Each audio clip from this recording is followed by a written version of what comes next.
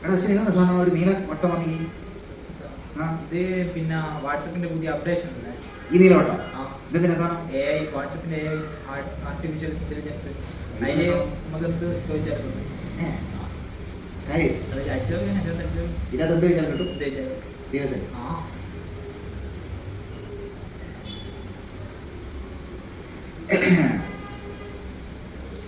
ഇപ്പൊ വരാം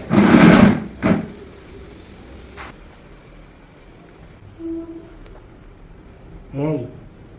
ഒരു 10,000 റുപ്യ കടം തരും ഒരാഴ്ച കഴിഞ്ഞിട്ട് തരും